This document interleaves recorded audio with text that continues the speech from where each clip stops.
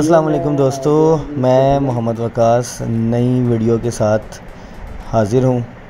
میں ابھی جی T road پر travel کر رہا ہوں۔ گجرات ریسنٹلی گزرا ہے، جیسا کہ مینشن تھا ویڈیو پہ۔ تو میں گجرات کیسے پہنچا اور آگے میرا کہاں کا سفر ہے، یہ جاننے کے لیے آپ کو دیکھنا پڑے گا میری پچھلی ویڈیو کہ میں یہاں تک کیسے پہنچا۔ نہیں دیکھی تو اس کو فوراً سے آپ دیکھ لیں۔ ابھی ہم جی ٹی روڈ پہ اس ٹائم چل رہے ہیں، گجرات کے پاس، گجرات سے ہی گزر رہے ہیں بلکہ۔ تو موسم جو ہے وہ جب میں سیالکوٹ سے چلا تھا تو ویدر اس ٹائم بادل تھے، بارش کا موسم تھا، لیکن جس طریقے سے آگے سفر چل رہا ہے، موسم کے اندر جو ہے وہ کچھ گرمی یا ہبس ٹائپ آ رہا ہے۔ شاید ٹائم بھی اب زیادہ ہو گیا ہے اسی وجہ سے، کیونکہ اس ٹائم 7، 7:15، 7:30 کا ٹائم تھا۔ ابھی جو ہے وہ تقریباً 9 بج رہے ہیں۔ تو میں آپ کے ساتھ ہی ہوں۔ یہ ہم کھاریاں انٹر ہو گئے۔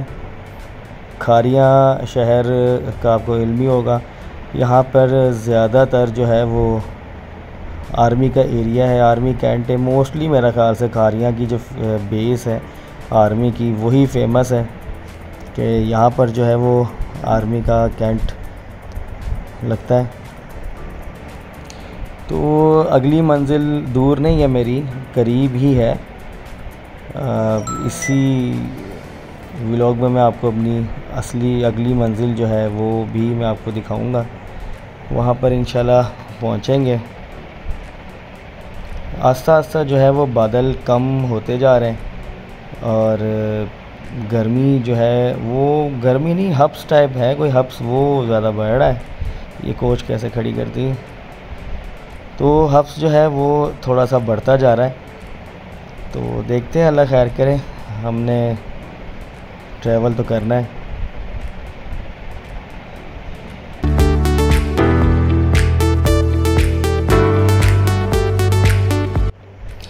جی تو ہم آ گئے جہلم۔ یہ جہلم کا ٹول پلازا ہے اور اگلی منزل جو ہے وہ ہماری اسی شہر میں ہے، جہلم شہر میں۔ ابھی جہلم کا جیسے ہی ٹول پلازا کراس ہوتا ہے تو اس کے ساتھ ہی بالکل جو ہے وہ جہلم ریور شروع ہو جاتا ہے۔ یہ آپ دیکھ سکتے ہیں ویڈیو میں، یہ جہلم پل کے اوپر سے ہم گزر رہے ہیں۔ یہ آپ پانی دیکھیں، اس ٹائم بارشوں کا اصل میں موسم ہے، پانی جو ہے وہ دریائے جہلم میں اس ٹائم فل ہوا ہے۔ یہیں دریائے جہلم کے پل کے ساتھ ہی بالکل اندر اسٹیڈیم جو ہے وہ جہلم اسٹیڈیم بھی کہتے ہیں اس کو، جہلم اسٹیڈیم کا جو ہے وہ رستہ مڑتا ہے۔ الطاف گراؤنڈ بھی وہاں پر ساتھ ہی ہے۔ تو اس کے بالکل ساتھ ہی جو ہے وہ آج ہماری منزل ہے، جو کہ ایک صحابی رسول کا دربار ہے۔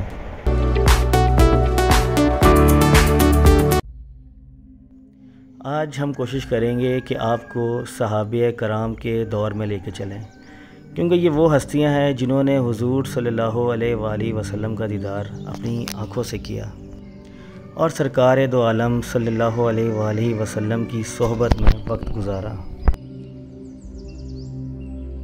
حضرت سخی سلیمان پارس رضی اللہ عنہ کے حوالے سے یہاں پر مختلف روایات ملتی ہیں، جن میں سے میں آپ کو 2 روایات بتاتا ہوں جو آپ سننے کے بعد آپ کو ٹھیک لگیں، آپ وہ سمجھیے گا۔ پہلی روایت یہ ہے کہ حضرت سخی سلیمان پارس رضی اللہ عنہ کا تعلق خاندان پورس سے بتایا جاتا ہے۔ آپ تابعین قرآن میں سے ہیں۔ آپ رضی اللہ عنہ کے والد جہلم کے سردار تھے۔ آپ رضی اللہ عنہ نے حضرت سعید بن ابی وقاص رضی اللہ عنہ کے ہاتھ پر اسلام قبول کیا۔ حضرت سعید بن ابی وقاص حضرت سعد بن ابی وقاص کے بھائی تھے۔ انہوں نے آپ رضی اللہ عنہ کا نام بھی رکھا، یعنی سلیمان نام انہوں نے ہی رکھا۔ آپ پہلے سلیمان پورس تھے، اس کے بعد ٹائم کے ساتھ سلیمان پارس کہلائے۔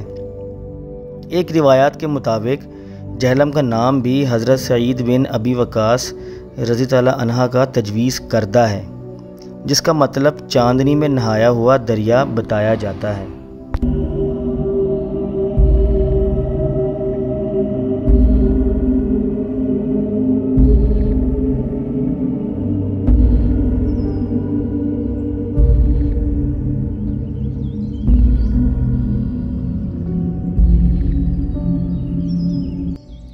دوسری روایت میں یہ کہا جاتا ہے کہ یہ حضرت سلیمان فارس حضور صلی اللہ علیہ وسلم کے حجام ہیں، اور جب یہ حضور صلی اللہ علیہ وآلہ وسلم کی زلف مبارک کو تراشا کرتے تھے تو باقی صحابہ آپ صلی اللہ علیہ وآلہ وسلم کے گرد جمع ہو جاتے تھے اور آپ صلی اللہ علیہ وآلہ وسلم کی زلف مبارک کو زمین پہ گرنے نہیں دیتے تھے اور انہیں بڑے باادب طریقے سے سنبھال لیا کرتے تھے۔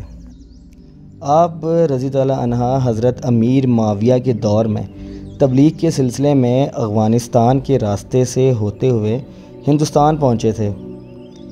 تاریخ فرشتہ جو 1621 عیسوی میں لکھی گئی کتاب ہے، مغل دور کی مستند ترین تاریخ سمجھی جاتی ہے۔ اس میں بھی ان کی حالات زندگی موجود ہے۔